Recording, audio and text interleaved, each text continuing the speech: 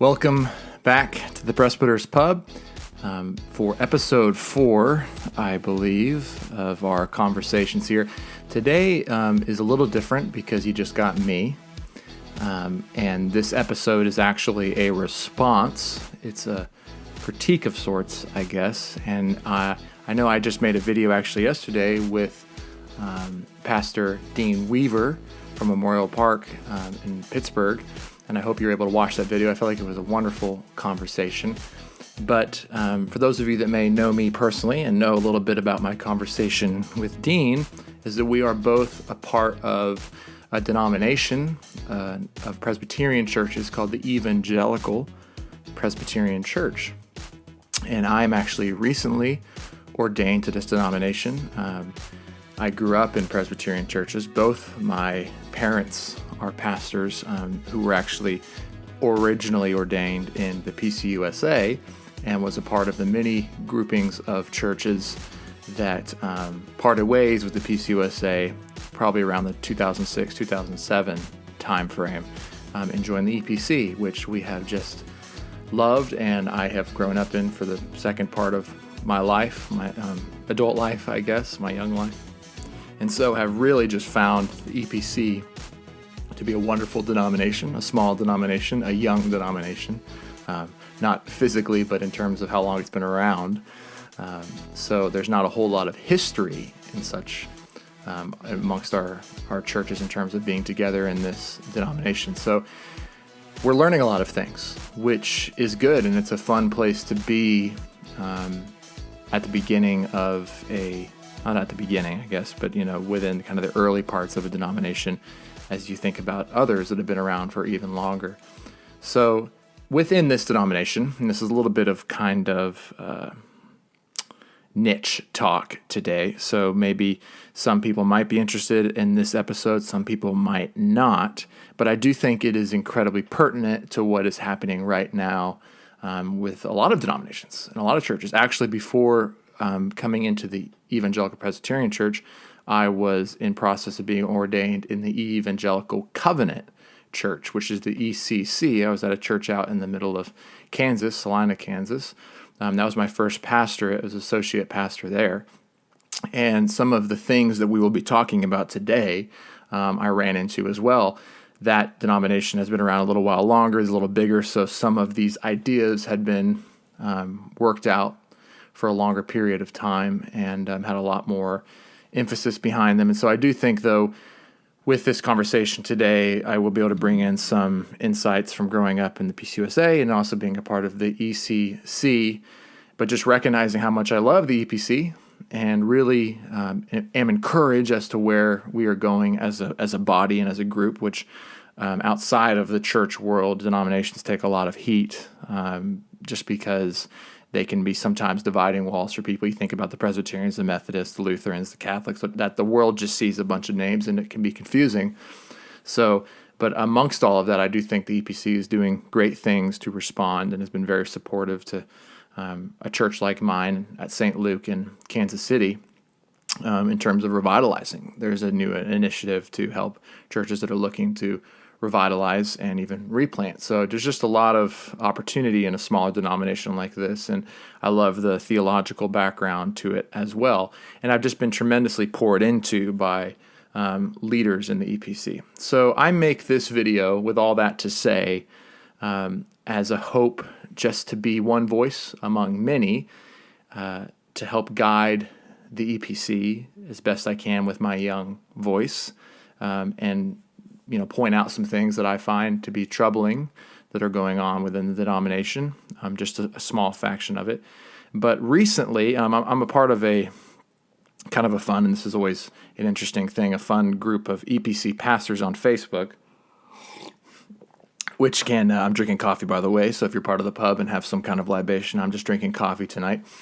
But there's an EPC pastor page on Facebook full of many teaching elders, and we were able to see a letter, an open letter that was written by some teaching elders and some ruling elders, mainly from one Presbytery of the East, that wrote a letter, basically kind of an open letter to the Evangelical Presbyterian Church and leadership in regards to how we are tackling ethnic issues, church diversity issues, racial reconciliation components, and a lot to do with our Revelation 7-9 task force, which if you watch Dean Weaver's video, you could get a better understanding for that. He's the co-chairs.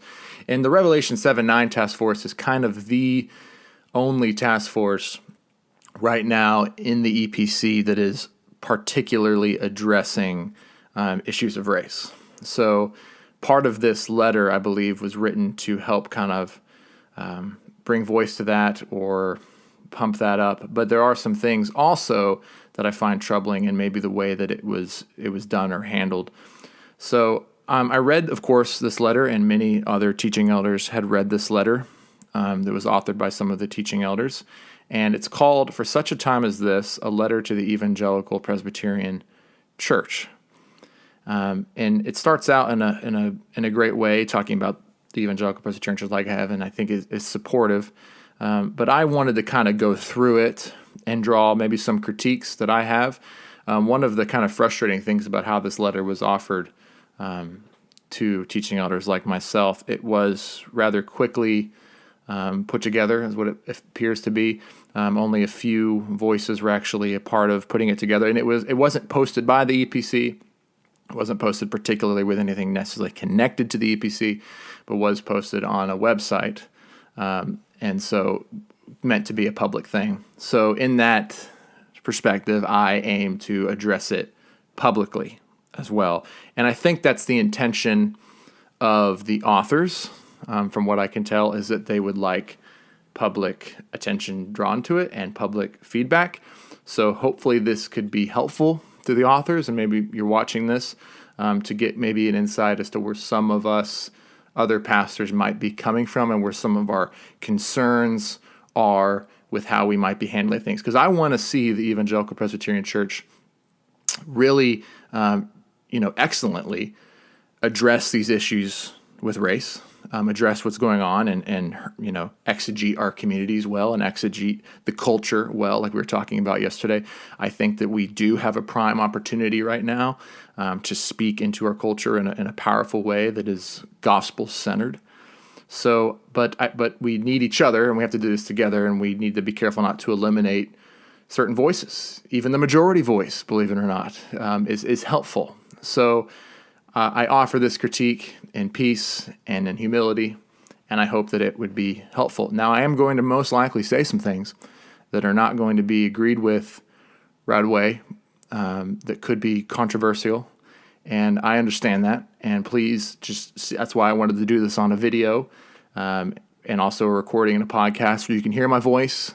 You can maybe get some kind of sense of my personality. You can see that I have bare heads and drink coffee and have little globes and things, and just I'm a dad of two young girls and just a normal pastor guy like many of you. I'm flesh and blood, real person, and so I just want you to be able to see the whites of my eyes as I tell you these things, because I mean no harm. I don't mean to be divisive, but I do think there are some things here that we need to struggle with, as the authors have said, that we need to really meet head on, and some things that could be, if left unaddressed, very dangerous to our denomination. So hopefully this will help us be better together. Anyway, I digress. Let's jump into this. So I have 6 critiques of this letter. 6 critiques of this letter. Now, let's look right out of the gate. The title of this letter says, For Such a Time as This, a Letter to the Evangelical Presbyterian Church.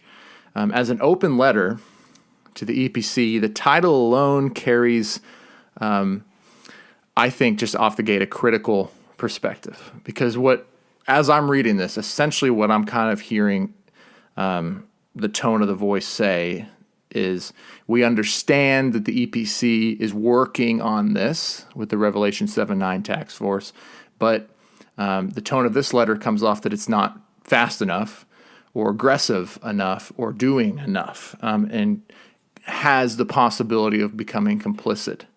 So therefore, there needs to be some more action now. Now, everyone who wrote this open letter, if I'm not mistaken, is not on the Revelation 7-9 task force. And I believe it's a grouping of minorities. And I do think the Revelation 7-9 force has a good representation of minorities, particularly among pastors.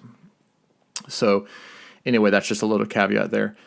But it is important not to mention that we're just a month away.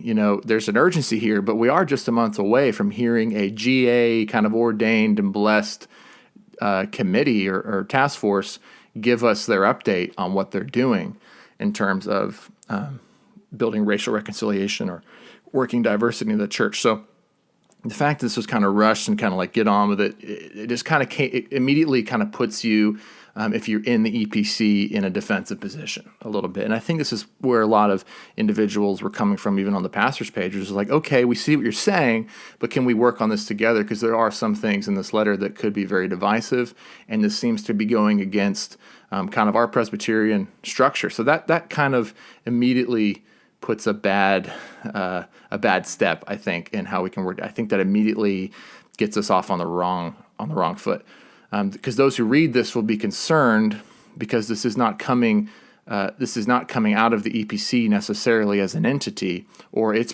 processes, like we talked about. It's written at the EPC, which is always a difficult thing to do. Now, I'm all for writing letters and getting out there. I think, more letters that, if we can have conversation. That's why I started this podcast, Presbyterian Pub, is to have discussion like this.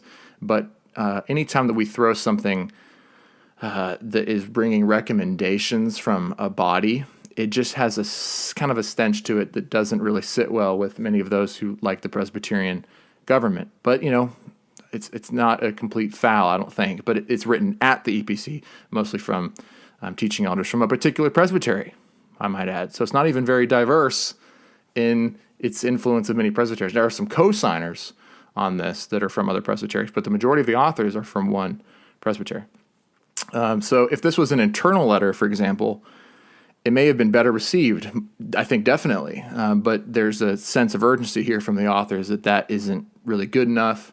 And I may be getting that wrong, but I'm just telling you how I think people are interpreting this. So that just can make things a little bit off the cuff. So one other thing, and this, I don't mean to offend, this appears like when you see something like this, particularly not people that aren't on the task force, there's an obvious eagerness here on the part of the authors to be what appears like one of the first to virtue signal some things that are trying to be said, or grandstand some things or some concerns. I'm not saying that's what you're doing, but that's how it appears at times. And I trust your heart is different than that.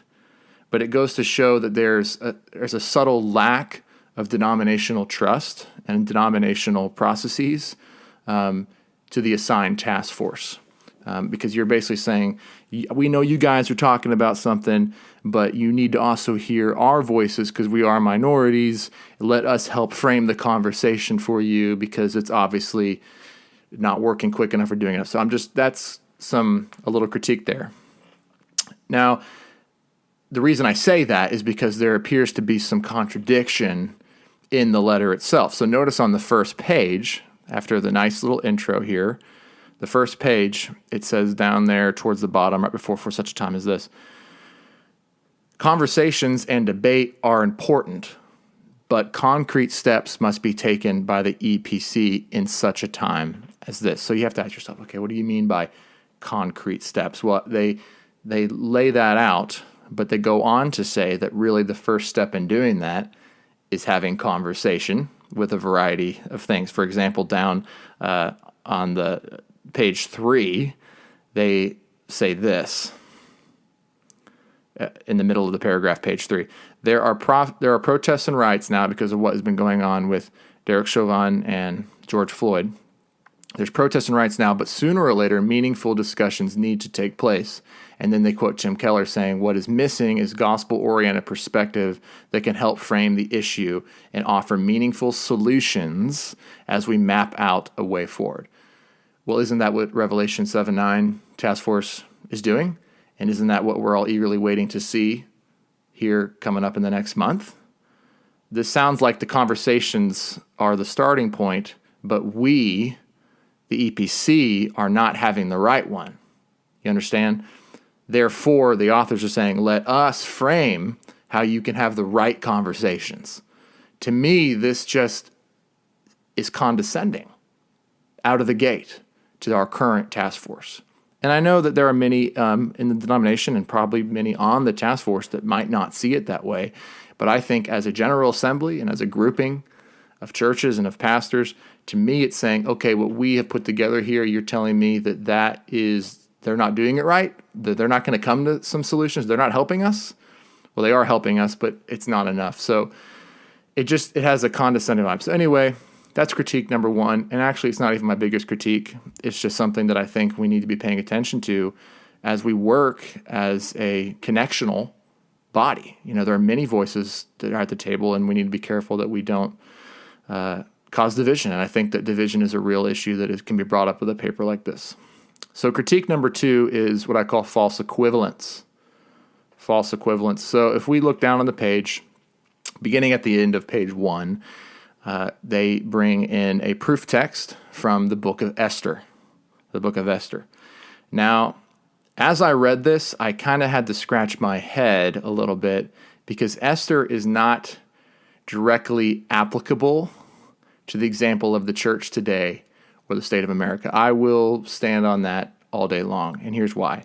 If you're going to use such an example as extreme example, for example, as genocide, which was taking place in Esther among a pagan Persian land, be prepared to use better examples, because our people of color and minorities, are you telling me that by using this example, are people of color and minorities currently enslaved and under the threat of genocide in America? Now, I can hear probably the voice come back to me. Some of you will say yes, but it's all the way of how you say it, right? It's all the way of how you say it. Yes, because of this way, and yes, because of this way. And one of the ways that they bridge here with clever language is, of course, what's going on with policing. But I have to ask that question. Are we seriously comparing the two of what was going on there in Persia with Esther and what's going on currently in the church, or what we might be complicit with? I don't think so. I think that's a bit extreme. I think that's a false equivalent. So if not, you need to point that out with stats. Now, there are some things that are very similar to that, but it's not what the authors are talking about, which I'll get into in a second. What's your modern day comparison for Haman? Is this a political figure? Who is this person, or is it us? Because you say this interesting sentence. Haman is an ancient ethnic enemy of God's people. So I just asked the question, is this some kind of passive jab or passive implication of whiteness or the oppressor class? What is the purpose of that sentence? Who are you trying to point out? Because it reads that way. It reads that you're trying to say, like, and I'm not denying there are Hamans in our society. There are Hamans in our culture that would love to see these things. But where's that? And where's the church been protecting a Haman? And where have I been? It needs to be more clear. I'm not saying that you're wrong, but it is, if you're going to go there and make that comparison, I think we're going to need more clarity. I really do. I think we need more nuance, because that is a big, big claim. Now, I'll give you some examples of where I think you can easily go there. But I think where you do go in terms of connecting this with the George Floyd incident, I think is extreme and doesn't really have the evidence to back that up. So there's obviously an attempt here being made in comparing the authorities of Persia and what they were doing in terms of setting up a genocide towards the Jews or causing the Jews to bow down to the king of Persia, to the police in America. That's what I read. Am I wrong? There's a connection here to Persia and policing. That's a broad, unnuanced, lacking any kind of multivariate analysis assumption.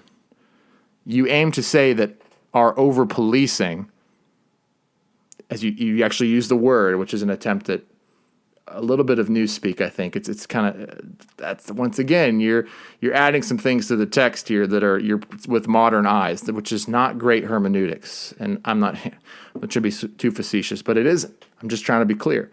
To levy hatred against people groups. So you aim to say that our over-policing that's going on right now is because it's very similar to what Persia was doing. It's because there's a racism towards this group. There's a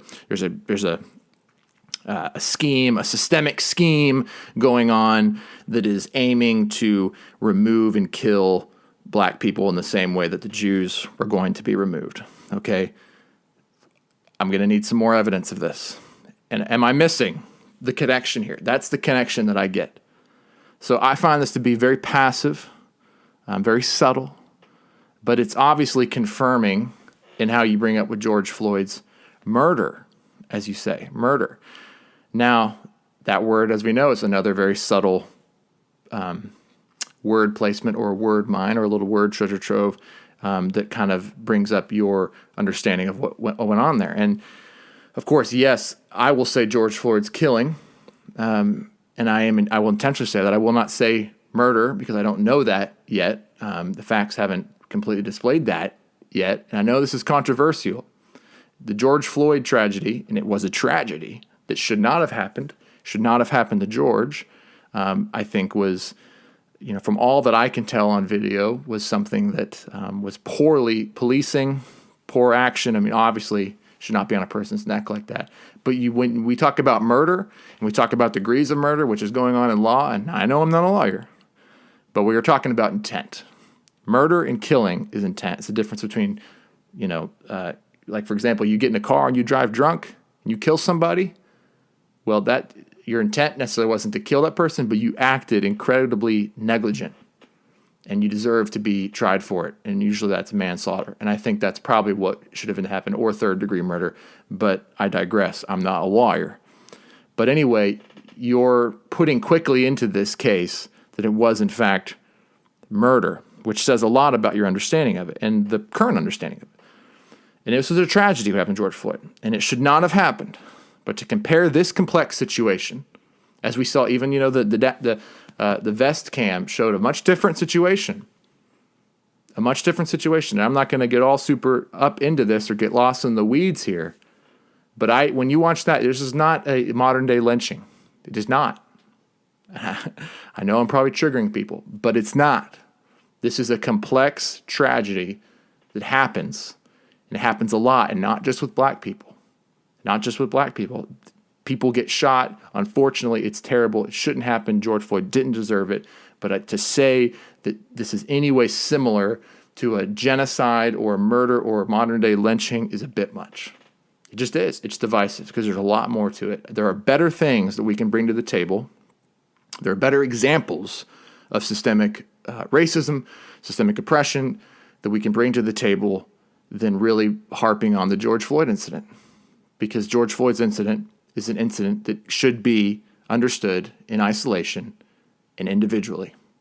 Because all of these different cop and police brutality situations have very different reasons behind them. Some of them are, you could say, are modern-day lynchings. Like, what happened with Ahmaud Arbery? That was racist. Those guys, we know a lot about their motive. And that one I can point to. But to build your argument here again off George Floyd, I think is not the best ground for us to stand on. There are even just subtle things we can talk about. For example, I would rather see a better survey or a letter of this. When we're talking about how the church can really impact a community and our gospel prerogative and our gospel call, why are we not talking more about how we can support law enforcement? How we can radically love law enforcement, how we can show them radical ways of generosity and support and get more and more involved with the prisons and the jails and helping them, with their long shifts. I'm sure people watch this, what it's like to be a law enforcement officer. I've seen them in action. I've done ministry in the prisons and the jails. We have law enforcement that come to our worship. It's not an easy job. We know that. There's a lot to it. And it's easy for us to just put ourselves in those situations and act like we know what we exactly would do or what would happen. But you can watch that the body cam footage. It was a little bit of a chaotic, tense, weird episode that was tragically resolved, and it shouldn't have been. But maybe we should be talking about how we can support law enforcement. Maybe that's something that we can do as a church instead of constantly saying, oh, no, there's a system here that wants to just kill black people or lynch black people, and we protect them. A little bit, yes, but I don't think I think we have better ways of dealing with that if that is the case. For example, how can we help reform law enforcement or be a voice for them? And maybe they are caught, maybe they are poorly trained. Obviously putting your knee on a neck, that's not, but most cops would say that's not how we're trained. We don't do that. That's a bad move. But even if it was, how can we help reform them and expose bad cops who are protected? And here's the thing I know that is difficult to hear, but bad cops, guys, they're protected by police unions. All right, now I'm not going to go in the political weeds again, but if we want to go there, we need to be honest. We should be against all forms of brutality, not just what's happening in policing. But if we're going to make this case that we are in a similar position as what Esther was, let's look at some better examples like I talked about. Why are we against these kind of things? Because obviously they're against image bearers of God's kingdom. And we should be outraged at what happened to George Floyd because he's an image bearer of God. And his loss of life any loss of life like that is a tragedy. And therefore, we should always, as Christians, think of how can we help our brothers and sisters and those who may not know God in the police force not have that same mistake happen again. We say, where's the outcry from the church about the white lives that are killed by cops? I'm just saying it. Am I bugging you? I might be. But there is the statistics there. The white lives are more often murdered by cops. Yes, cops use aggressive force more often with a person of color or a black person, but white people are more often murdered and killed, not just in raw numbers, but proportionately as well. So where is the outcry against black-on-black crime? EPC, are we going to be honest? Now, I know many of you know that this is real and know this is true, but why can't this be in the letter? Because this is, we have to be real, we have to be honest with statistics. Black-on-black crime, homicide, is the number one cause of death in young black men. The number one cause of death. That should not be. And we know as Christian people, our mandate to have a strong structure to the family. Why is there insane, out there, bizarre numbers on crime in black communities? We can point to fatherlessness.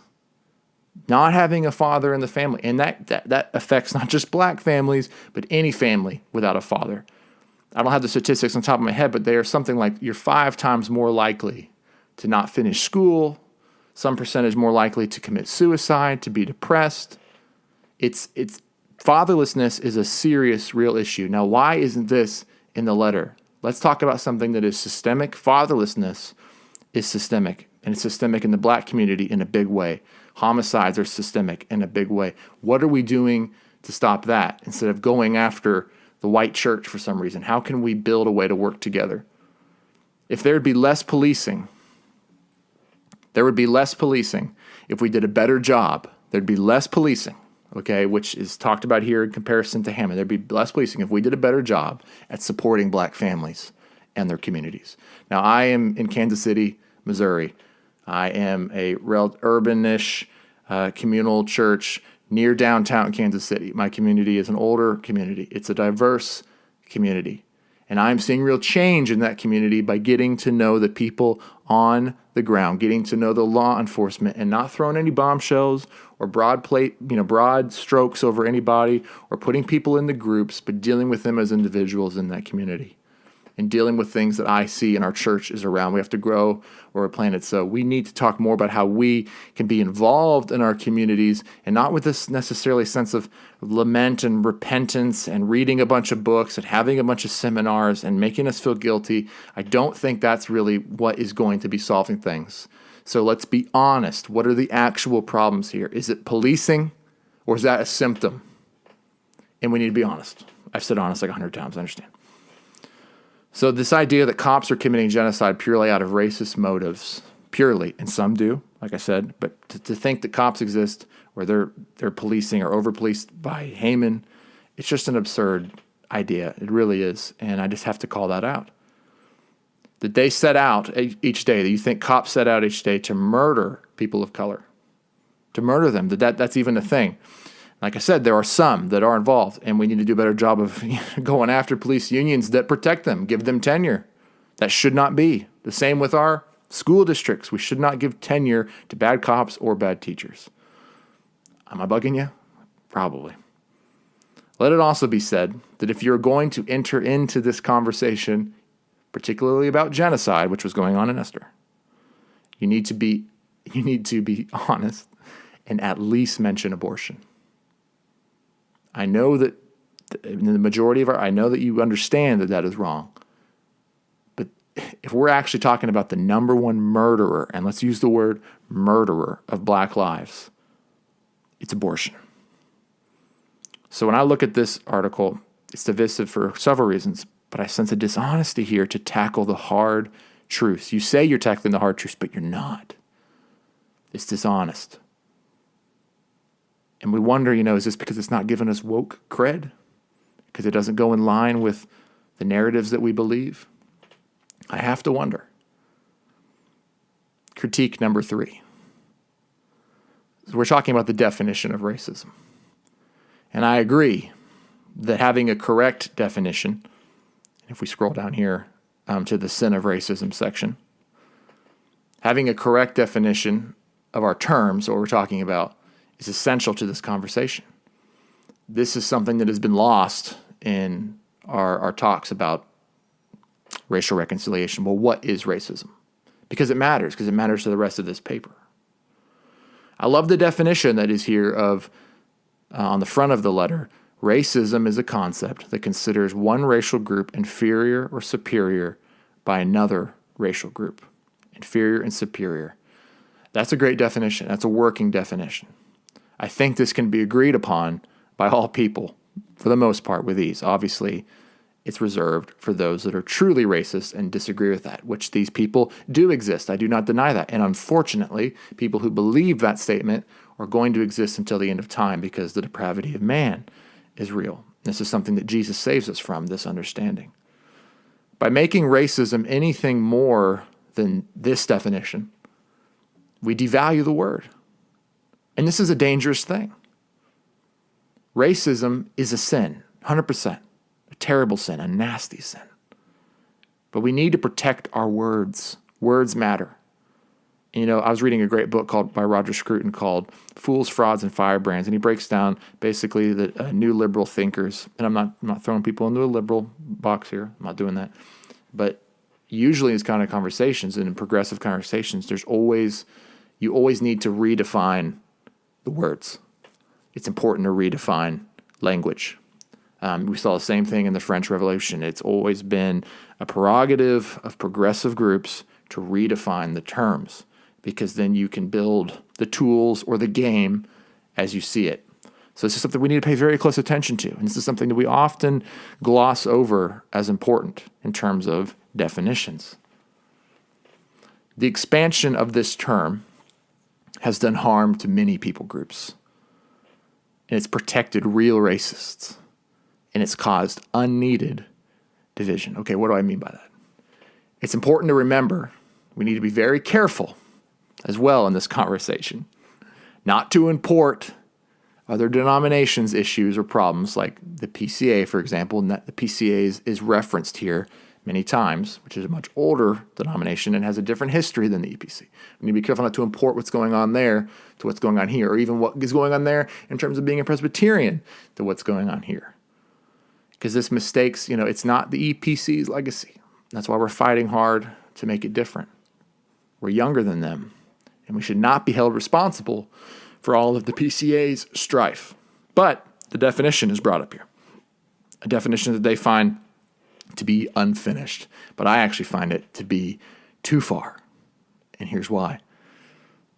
The definition is not clear enough for me, but the authors think so. So it says explicit racism is an explicit or implicit belief. And we can use the word belief a lot of times. This talk has to do with bias. So saying explicit or implicit, when we bring in the implicit, we really enter a whole nother set of rules. And this goes with most of our sins.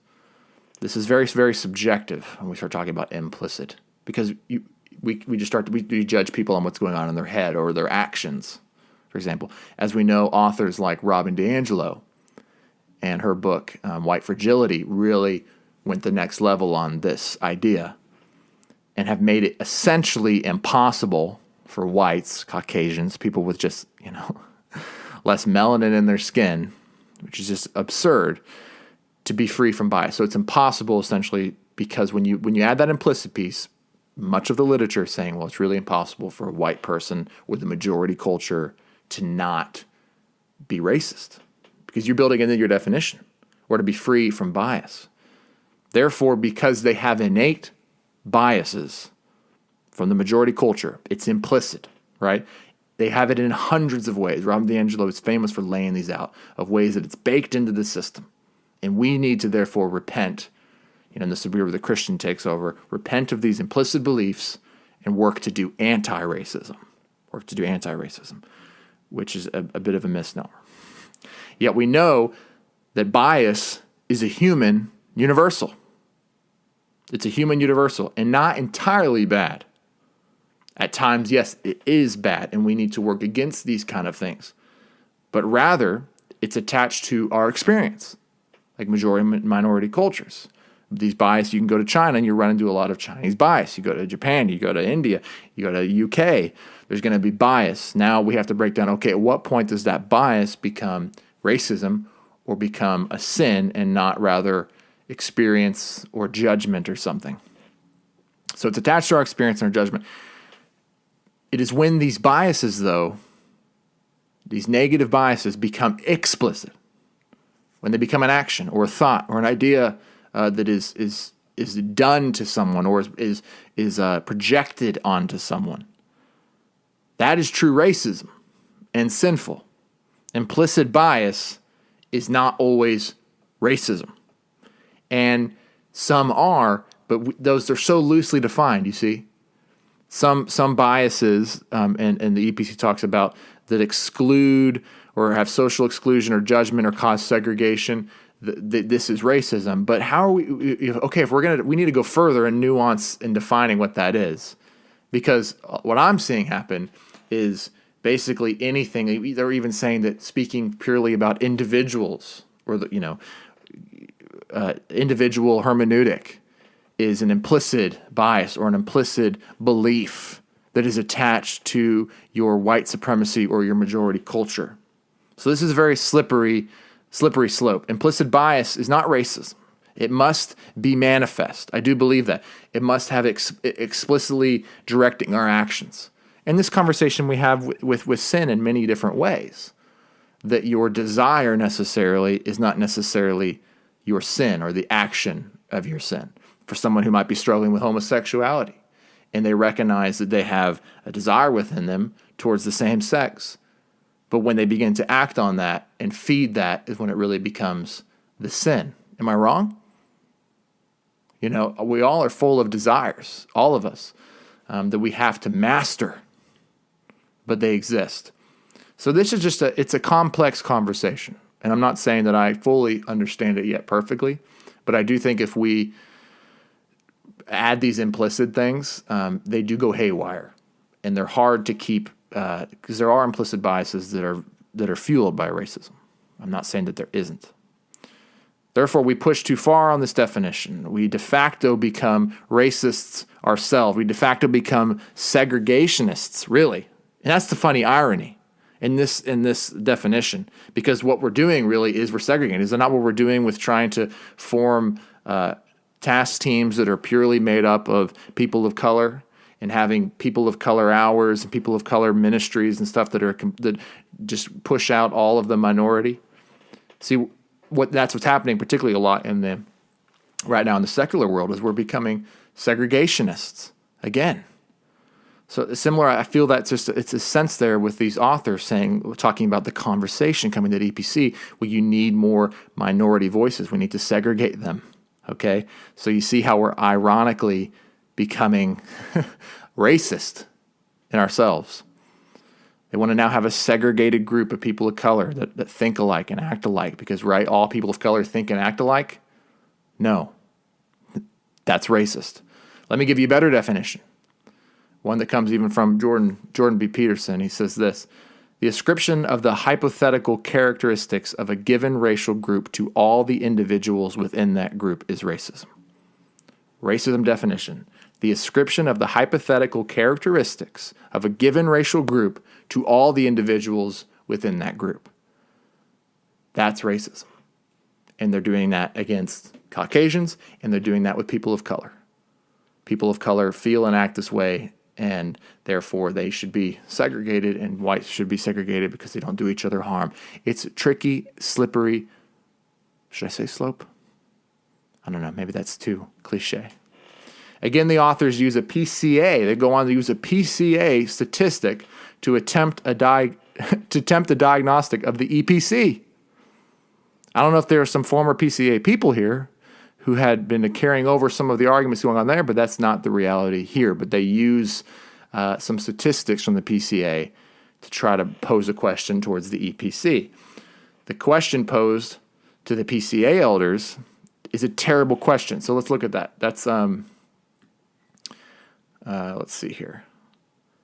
It's below the sin of racism. It says, still this definition says nothing about structural racism or racism. In the same report, the authors made note of a survey done in the PCA where 53% of PCA elders believed that racism was structural, whereas 47% believed that racism was more of an individual problem.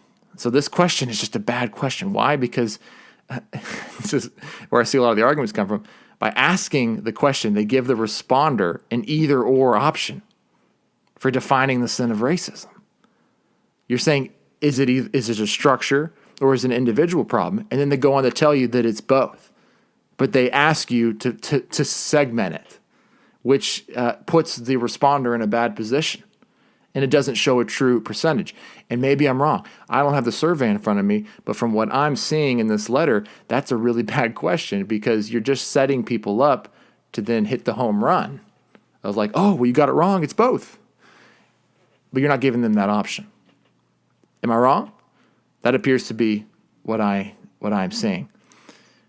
If they had a third option, and I do believe this, that racism begins in the heart, but then can play itself out in consequence into systems, I imagine there would have been a large percentage that would have marked that box. Okay? But here's the greater issue here.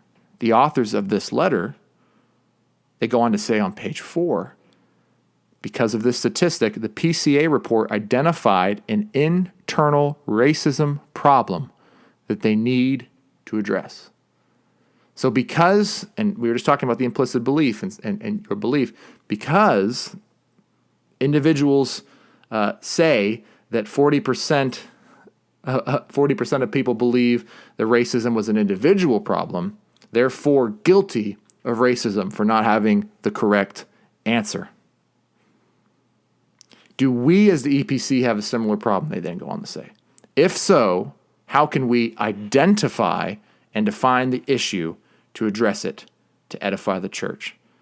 So like I said, because 47% of elders said that racism is more of an individual problem, they're racist? Just like that.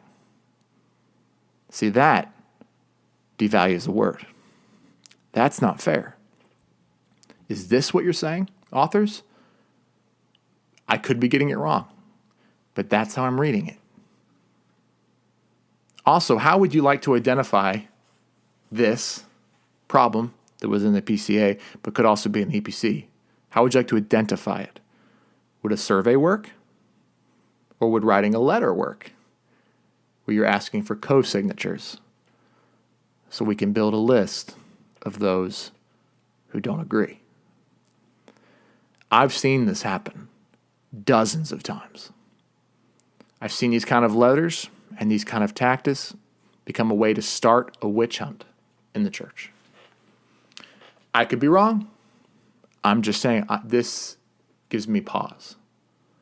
And I don't mean to point fingers too strongly, but I was in a denomination, the ECC, where a similar statement went out and they asked for co-signers. I did not sign that document. I was ousted. I was removed of my license because I disagreed. Do you see what we're doing to each other? When you ask for co-signers, you build a list. You identify racists, witch hunts. Not a good thing. I'm going to keep going. I know this is a long podcast, but I got 3 more critiques for this letter. Critique number 4, defining the gospel.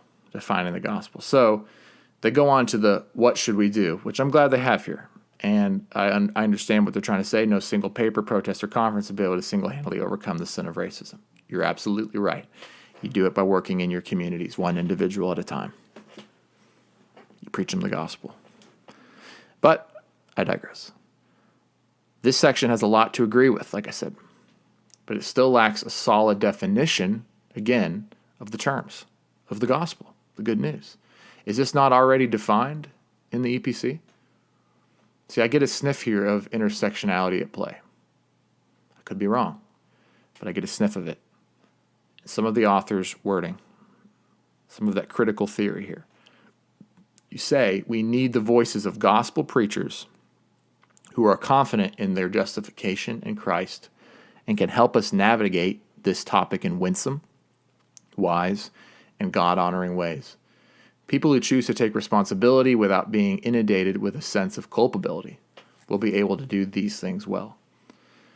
So this, I think, needs to be spelled out, because what does it mean? Are you saying that the ministerial committees that we have within our presbyteries are doing something wrong? They have the improper guidance? Are there people who are improperly ordained or have been ordained poorly in our denomination and in our presbyteries? See, this to me has just a little bit of arrogance, and I don't mind a little bit of arrogance. It's needed. We need to push things. But you're saying that these voices, and that intersectionality talk, who has the more intersections of truth in their life are going to be better at addressing this. And it's really based, again, on skin color, because we think people with certain skin color all have the same experience and therefore should be grouped together. Because if you don't believe that, then you're saying you believe in individuality. I like that word, individuality. Also, what is meant by kingdom-centric good news? This is a tricky, loaded modifier, and I've noticed it throughout the letter, kingdom-centric. Okay? But who are the oppressed in your example of Luke 4? Are they the physically oppressed or the spiritually? Well, I know it's both in a sense, but looking at the actions of Jesus, he didn't start riots in Rome. There were a lot of oppressed people unjustifiably in jail. The Jews are oppressed. But he dealt with the Spirit. He even said, "My kingdom is not of this world. If it were so, my servants would fight to prevent my arrest by the Jewish leaders. But now my kingdom is not. It's from another place. It's not from this world. I'm not fighting this world. My kingdom is not of this place. It's a new place. Yes, we have influence here, and consequences for righteousness are here, and we should do our very best to help those, the least of these, and to love one another. But ultimately, there was no attempt by even the Jews in the Old Testament to go and start food banks for the Philistines, and it wasn't even necessarily that way for the Acts church. The emphasis was on the gospel, the spiritual proclamation of the good news of Jesus Christ. Therefore, we must be careful in our definition of gospel not to be of this world, because then I think we become very close to the social gospel and similar words and tactics of Rauschenbusch. A little side note here, a great ebook called The New Evangelical Social Gospel, which is online. Type that in and be able to find that. It's the Smallings. They're PCA, Latin American missionaries. Definitely check that out. It's very helpful for this conversation.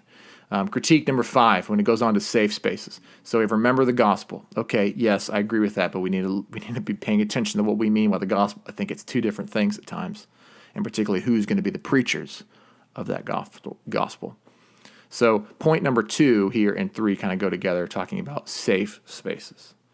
So the majority culture of anywhere you might be, the majority voices often tend to dominate discussions about race in most instances, is what they say. Is this true with our Revelation 7:9 task force? And where are your statistics about this? Because is not that expected in a majority? Isn't that hard? I mean, how do we really completely go against, a majority? But we should probably try to reflect the actual representation of a people. I think that's important. And churches should reflect the population and the people around it, yes.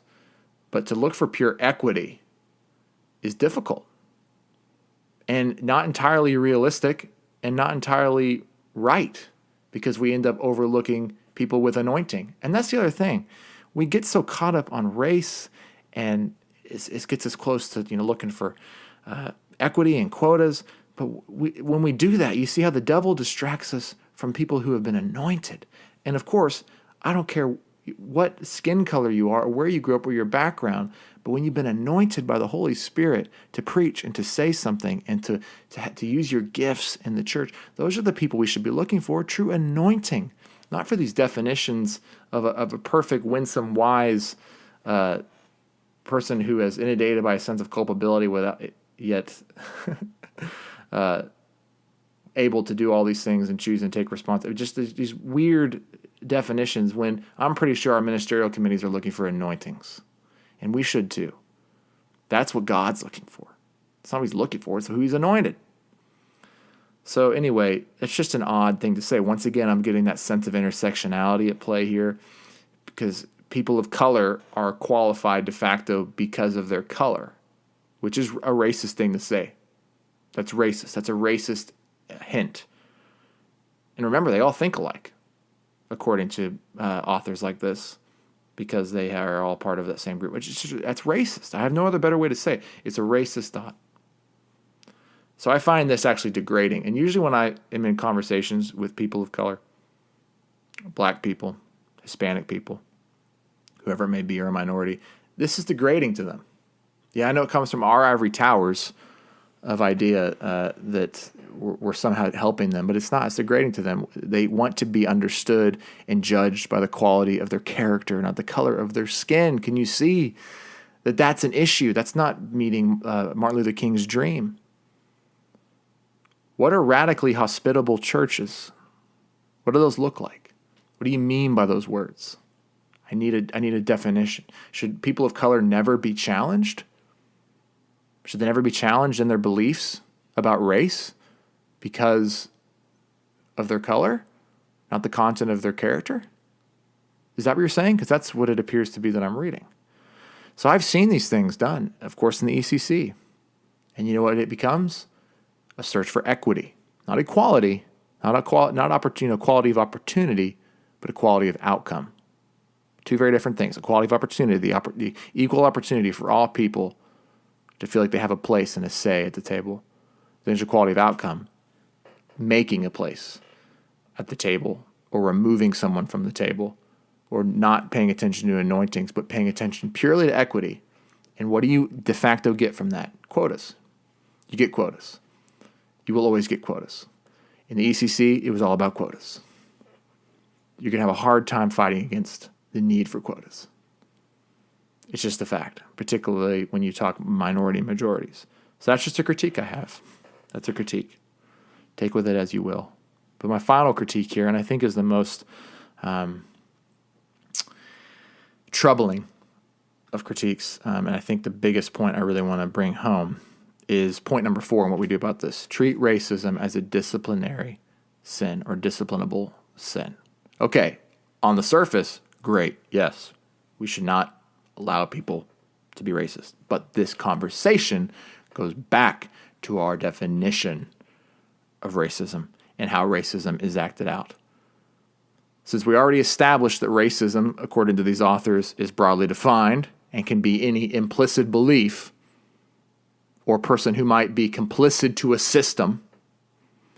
So anyone who disagrees with, for example, like the PCA, the racism is mainly individual. If you believe that, that's an implicit belief from the majority culture that seeks and has systemically caused harm to the minority culture. And that should get you in trouble, because that is a racist belief. I have been in a denomination where my license was revoked because I did not sign a paper like this, and I was called a racist because of something like this when I disagreed simply on the definitions.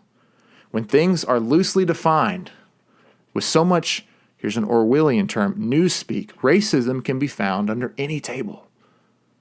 It can be made up. It's like I said, the witch hunt. It's the same thing that went on in the Catholic Church. You can find a heresy anywhere when you start messing with the definitions.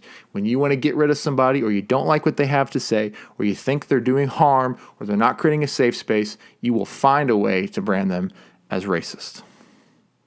When things are loosely defined, we get into trouble if you do not fall in line with these narratives that are being proposed. And now we're talking about, I was just in we had a webinar just today that the EPC put together, and we're talking about justice tours. The ECC had the same exact thing, and it was called Sankofa.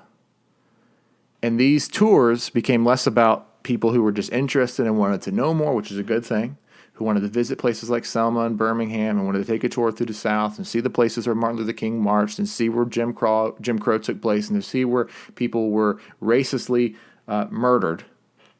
Now that's a good. If you want to see that, that's a good thing. You should be able to do. But these tours became something that you, white pastor in Kansas, need to go on before you can be a part of this conversation. Or we don't like exactly what you had to say, but we understand it has to do with your ignorance. So therefore, we're going to send you on this trip, or sponsor you to be on this trip, or everyone's going to ask you on this trip. And essentially what you then have is a re-education tour. That's what your justice tours become. They become re-education tours. And the problem is, EPC, beloved, who are listening to this, we could all be taking justice tours. You could come into rural county, Kansas, and take a justice tour and see white privilege at its finest, which is heroin, and see these mothers and fathers who have been strung out on heroin in front of their babies that are emancipated and crying and looking for someone to take care of them. There's justice tours we could take all through the UK and through Germany and through Africa and through Iran and through Japan. There's going to be a never-ending train of justice tours. But we have to remember what happened. There's no longer male nor female, Greek, Gentile, Jew, barbarian, Scythian. We are one in Jesus. The justice tour stops at the cross. That's its final place. And therefore, you and I, brothers and sisters, we are one there. And we can, yes, the justice tours, they would never end. And as long as we continue to try to pull each other and make each other, hold each other accountable, or say that we are somehow responsible for these things, or because of the, it's a division and a trap of the evil one. We must be so careful, beloved. I know you can say we should be having more of these task force. Revelation 7:9 shouldn't be the only one. Okay, but can they be task force that are that we understand them as they are truly seen through the eyes of evangelism,